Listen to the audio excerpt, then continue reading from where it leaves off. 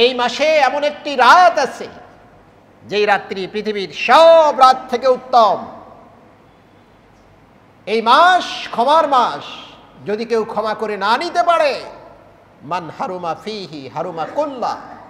আল্লাহ রাসূলের ভাষায় তিনি বলছেন, এখান থেকে যদি কেউ বঞ্চিত হয়ে যায়, তার রহমত থেকে বঞ্চিত হয়ে যায়, তার করুণা থেকে বঞ্চিত হয়ে যায়, তার ক্ষমা থেকে বঞ্চিত হয়ে যায়, হারুমা কুল্লা। আল্লাহ রাসূল বলছেন সে সব কিছু থেকে বঞ্চিত হয়ে গেল। আমাদের মধ্যে পেরেশানি আছে ভাই? এ নিয়ে কি আমাদের মধ্যে পেরেশানি আছে? আমরা তো মনে করতেছি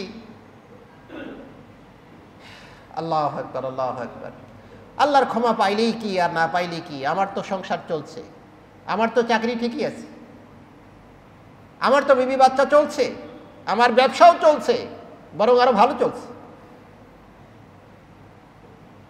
কিন্তু আপনি খাসারা ফিদ দুনিয়া ওয়াল আখিরা, দুনিয়া এবং আখিরাতে ক্ষতিগ্রস্ত হয়ে গেছেন।